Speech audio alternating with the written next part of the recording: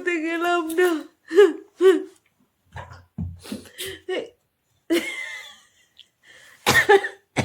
হাসার কথা ছিল না, তোর জন্য হাসা দিলাম আমি। ফেলাই দিছিস তো, ফেলাই দিছিস, ভালো করছিস। মানে আমি এত সুন্দর করে কাঁদছি, শেরু আমার দিকে কিছুক্ষণ তাকায় থেকে ভাবছে মার কি হলো। আমি একটু মার কাছে যাই, এসে দেখলো যেই চোখে জল নাই, চলে গেছে। হ্যালো বন্ধুরা, আশা করছি তোমরা খুব খারাপ আছো আর আমিও খুব খারাপ আছি। আমাকে এরকম অবস্থায় দেখে নিশ্চয়ই তোমরা ভালো নেই। হ্যাঁ, কিছু কুচুটে মানুষ ছাড়া বাদ বাকি তোমরা ভালো নেই আমি জানি। আমাকে এইভাবে কাঁদতে দেখছো, চোখে জল নাই, এদিকে আমি কান্না করে যাচ্ছি, আওয়াজ আছে কান্নার, কিন্তু চোখে জল নাই। তোমরা ভাবছো কি হলো, শুধু বা কি কিসের কি বলতে চাচ্ছ, কেনা কে চাচ্ছ, এরকম একটা ফিলিংস হচ্ছে তোমাদের, আমি বুঝতে পারছি। তো চলো শুরু করি, আবার শুরু করি। হ্যাঁ, হ্যালো বন্ধুরা, কেমন আছো সবাই? আশা করছি তোমরা সবাই ভালো আছো আর আমিও ভালো আছি।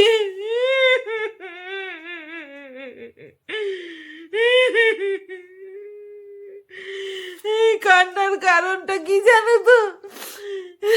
কান্নার কারণটা হলো মারুর ঘাসির লাল লাল ঝোল দেখতে পাইলাম না। মারুর খাসির লাল লাল ঝোল দেখতে পাইলাম না। আরে আরে, মেয়েটা কতদিন পর পর একটু খাসির মাংসের মুখ দেখতে পায়। খাসির মাংসের এত দাম, আর মেয়েটা আরে খাসির মাংসের লাল লাল ঝোল নিজেও দেখতে পায় না, আমাকেও দেখাইতে পারলো না গো। এই কষ্ট, এই যে কি কষ্ট, সেটা তোমরা বুঝতে পারতেছো না। আমার চোখে মুখে দেখো কত কষ্ট। বেরিয়ে আনছি, এইভাবে এইভাবে নিজেকে বের করে আনছি, এরম এরম করে সুতলি দিয়ে বের করে আনছি, নিজের সমস্ত ওভার অ্যাক্টিং বের করে আনছি, বের করে এনে নাও। এইবার আবার পুরো একেবারে ফুল মুডে। তো হ্যালো বন্ধুরা, কেমন আছো সবাই? আশা করছি তোমরা সবাই ভালো আছো আর আমিও ভালো আছি। গতকালকে মারুর ভিডিও টাইটেল থাম্বনেল দেখে কে কে বুঝতে পেরেছো ওটা ঠুক ঠুক ঠুক ঠুক ঠুক ঠুক ঠুক ঠুক ঠুকেছে? মারুকে কারা জানি বলে বাচ্চা মেয়ে, মারুকে কারা জানি বলে ছোট্ট মেয়ে। হ্যাঁ, ও আবার মুখে কিছু না বলে অনেক কিছু বলে দেয়, বুঝতে পেরেছো? চালু চালু, আমাদের মারু খুব চালু। এখনকার সমাজে এখনকার সমাজে চালু না হলে চলে না, তো আমাদের মারু কিন্তু সেই লেভেলের চালু। এত কান্নাকাটি করলাম, তারপরে গিয়ে জল তো একটুখানি খেতেই হয়, তাই না? তো যাই হোক, মারুর গতকালকের ভিডিওর টাইটেল আর থাম্বনেলে যেটা ছিল সেটা হচ্ছে যা ভুল করেছি চরম শিক্ষা হয়ে গেছে, আর এই ভুল করব না। মানুষ তো ভুল থেকেই শেখে, তাই না? হ্যাঁ, মানুষ তো ভুল থেকেই শেখে। নাও যাও, এপাশ দিয়ে যাও, এপাশ দিয়ে যাও। হ্যাঁ যাও যাও যাও যাও, হ্যাঁ তোমার যাওয়াটাই আগে, ফেলে দিও না। হ্যাঁ, এই তো গুড বয়। তো মানুষ তো ভুল থেকেই শিক্ষা নেয়, কিন্তু কি সেই চরম ভুল, কি সেই চরম ভুল যার থেকে আমাদের মারু শিক্ষা নেবে? সেই ভুলটা হচ্ছে বেশি পরিমাণে সিটি দিয়া ফেলছে। মাংস সিদ্ধ করতে গিয়া এমন সিটি দিছে, ওটা খাসির মাংসের লাল লাল ঝোল আর হয় নাই, ওইটা খাসির মাংসের ভর্তা বানাইয়া ফেলাইছে, বুঝছো? সে যে কি কষ্ট পাইছে মেয়েটা, কি কষ্ট পাইছে। এমনি তো সবসময় খাসির মাংস খেতে পারে না, বেশিরভাগ হয় চিকেন চিকেন চিকেন, কারণ ওর বর আবার মটন খায় না, তার জন্য শুধু চিকেনই হয়।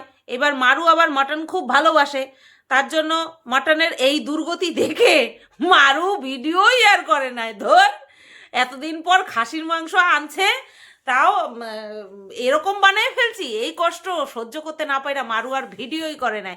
আমি করে লাল লাল খাসি, আমি না অপেক্ষা করে আছি, ও প্রেশার কুকার আনছে, প্রেশার কুকারে খাসির লাল লাল ঝোল করবে, সে যে কি টেস্ট হয়, সেই তো মধু আন্টির হাতে খাইয়েছিলাম, মনে পড়ে মারু?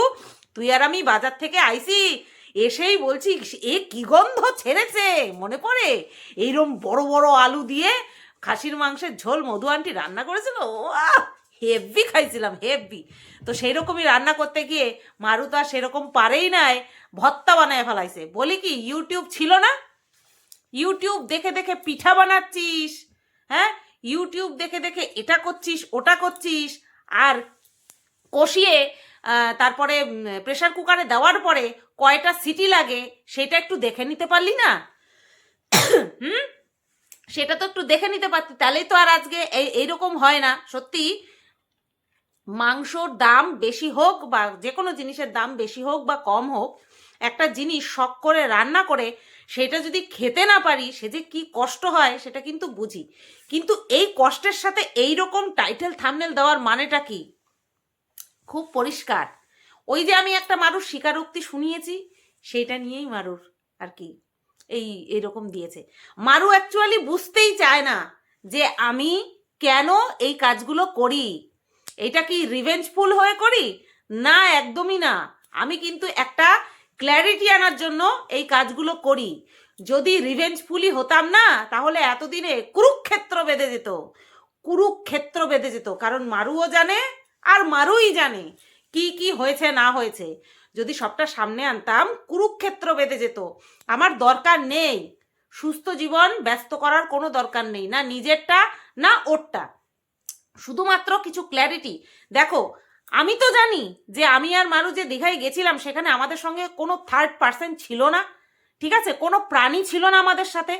তারপরেও আমি কেন মারুকে এত জোর দিতাম যে তোর মনে হয় না একটাবার মুখটা খুলি? আমি তো এটা জানতাম, তারপরেও ওকে বলতাম। একটা ক্ল্যারিটি দরকার পড়ে মানুষের। তো যাই হোক, ওর কাছ থেকে কোনো সারা শব্দ পাই না বলেই কিন্তু আমি এই কাজগুলো করি, যেটা কিনা আমার হকের মধ্যে। আর এই ক্ষেত্রে যেই ক্ল্যারিফিকেশনটা বা যেই প্রুফটা আমি দিয়েছি, তাতে করে তো ওকে কোনো জায়গা থেকে না ছোট করেছি, না ওকে কোনো জায়গায় দোষী সাব্যস্ত করেছি, নিজেকে নির্দোষ প্রমাণ করতে গিয়ে না ওকে ছোট করেছি না কিছু করেছি। আমি তো জাস্ট একটা ক্ল্যারিটি মানুষের কাছে তুলে ধরেছি, ক্লিয়ার করে দিয়েছি বিষয়টাকে, যে দেখো মারু কিন্তু কোনো রকমভাবেই এরকমটা ভাবে না। যেরকমটা কিনা মারুর গর্ভাবস্থাকে কেন্দ্র করে আমাদেরকে এরকম নোংরা কথা বলা হচ্ছে, সেই কথা কিন্তু মারু আদৌ ভাবে না। আর সেই কারণের জন্যই কিন্তু আমি জানি মারু কয় মাসের প্রেগনেন্ট, এটা আমি জানি। নিশ্চয়ই ও আমাকে বিশ্বাস করে, কোনো না কোনো জায়গা থেকে ও আমাকে ভালোবাসে। এটা কিন্তু পরিস্থিতি বা আমাদের মধ্যে একটা ফাঁক ছিল বলেই কিন্তু এই সমস্ত কন্ট্রোভার্সি ক্রিয়েটাররা ঢুকে গেছে। তোমরা ভাবো, ভেরি রিসেন্ট যদি আমার সঙ্গে মারুর কথা না হয় তাহলে আমি জানলাম কি করে যে মারু কয় মাসে প্রেগনেন্ট?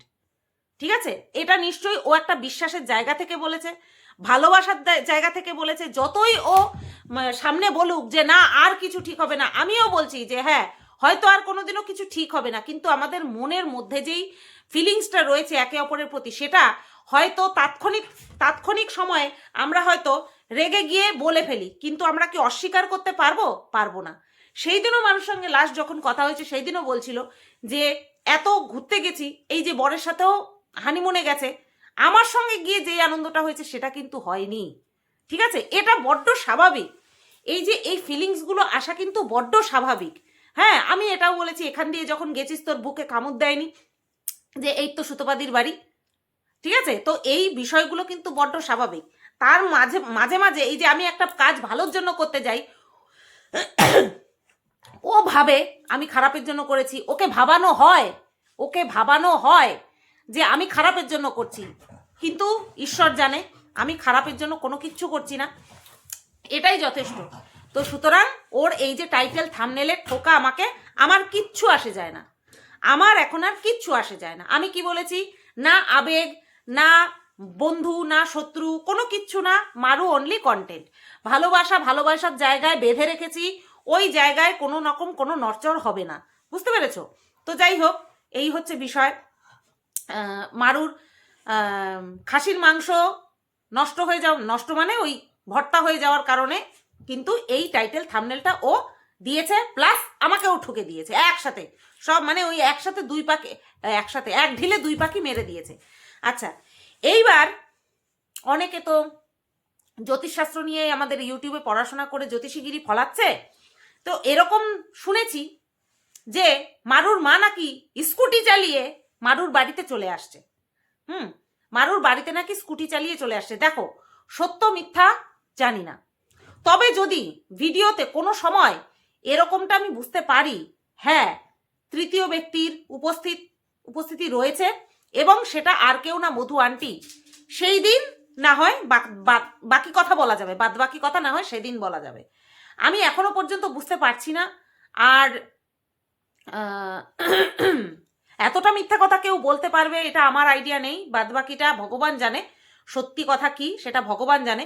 কিন্তু এত জোর দিয়ে মানুষ বলছে যে মধু আন্টিকে দেখা গেছে নাকি, এবং খবর চলে গেছে।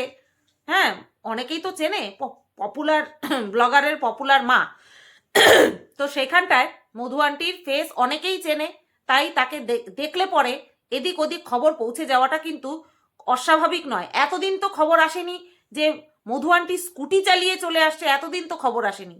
তো জানি না কোনটা সত্যি কোনটা মিথ্যা। তবে হ্যাঁ, যদি কথা হতো তাহলে মারু কি জিজ্ঞেস করে নিত না যে মা প্রেসার কুকারে কয়টা সিটি দেবো, মাংসের কয়টা সিটি দেব, সেটা কি মারু জিজ্ঞেস করে নিত না? আমার এই জায়গাতেও খটকা লেগেছে যে বসিয়ে কমসে কম, দেখো ও কাকে ফোন করছে না করছে সেটা তো আর ভিডিওতেও দেখাবে না, কমসে কম সেটা তো করতে পারতো যদি কথা থাকতো। এটা একটা সাধারণ হিসাব করে আমি কিন্তু বলছি, যেরকম কিনা অনুমান করে বাদবাকি কথা বলি, এই কথাটাও কিন্তু বললাম। আচ্ছা, এইবার মাংস নিয়ে এসেছে যখন মারুর বর, তখন বলছে যে এখানে কতটুকু মাংস আছে বলো তো।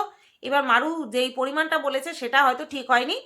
তো এবার মারু অ্যাকচুয়ালি দেখেছে কিন্তু গাদা গাদা জিনিস, গাদা গাদা জিনিস দেখেছে। এবার অল্প দেখে, এটা কথা না যে গাদা গাদা জিনিস দেখেছে বলে অল্প পরিমাণ বলতে পারছে না, হয়তো সেইভাবে কোনো সময় ঠিকঠাক বাজার করেনি, আর আইডিয়া নাও হতে পারে।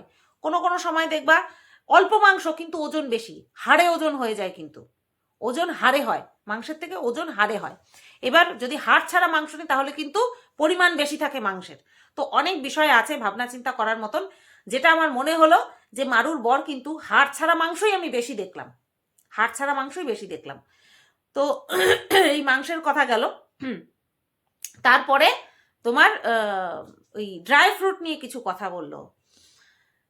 কোনটা খেতে ভালো লাগে কোনটা খেতে ভালো লাগে না এটা বিষয় না, ড্রাই ফ্রুটের মধ্যে সবচেয়ে যদি কিছু স্বাদিষ্ট থাকে, আখরোটও কিন্তু খেতে খারাপ না, একটু তিতকুটে লাগে কিন্তু খেতে খারাপ লাগে না।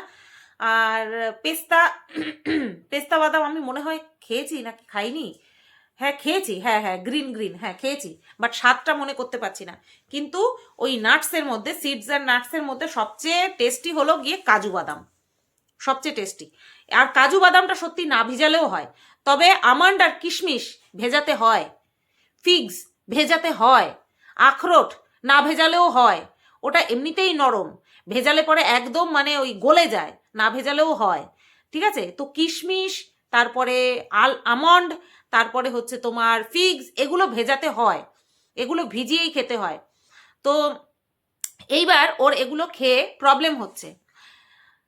ওই যে আগের দিন বললাম দুধ খেয়ে প্রবলেম হতে পারে, কারণ ওই ল্যাকটোজ থাকে, তার জন্য হজম হতে চায় না সহসা। আর এখনকার দিনে মানুষ কিছুই খেয়ে হজম করতে পারে না, এটা হচ্ছে বাস্তব সত্যি কথা। আগেকার দিনের মানুষ, আমার শ্বশুর মশাই বলে 4 জন মিলে একটা আস্ত পাঁঠা খেয়ে ফেলেছে। আমাদের কাছে শুনলে গল্প লাগে, 4 থেকে 5 পিস খেয়ে ফেললেই হাঁসফাঁস করে শরীর। আর আমার শ্বশুর মশাই গল্প করে যখন, আমার মনে হয় যেন সত্যি এগুলো মানে অবাস্তব কথা। আমার শাশুড়ি মা বলে এরকম মানে জল মুড়ি খাই না আমরা যেরকম, সেরকম ঘি দিয়ে মুড়ি দিয়ে খেয়েছে, এত পরিমাণে খেয়েছে। বলছে আমরা এখন বাজার থেকে কিনে আনে আম কিলো দরে, আর আগে আসতো ঝুড়িকে ঝুড়ি আম, আম খেয়েই সারাবেলা কেটে গেছে।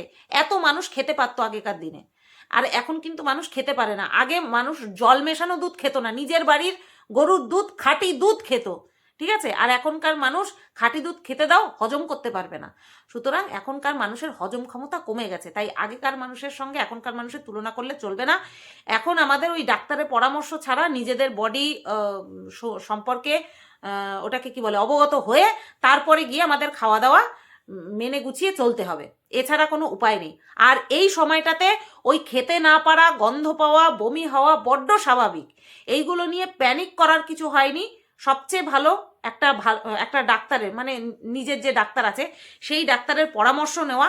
ওরা প্রথম যখন বুঝতে পেরেছে যে ওরা কনসিভ করেছে, তখনই কিন্তু ডাক্তারের কাছ থেকে কি খাবে না খাবে সেটা কিন্তু জেনে আসতে পারতো। ইভেন ইউটিউবেও কিন্তু বলে যে প্রথম 3 মাস এইরকমভাবে চলতে হবে, তারপরের দিনগুলো এইভাবে চলতে হবে। আমি বলছি না ইউটিউব দেখে করতে, তবে ডাক্তারের কাছে পরামর্শ নিলেই তো মিটে যায়, তাই না?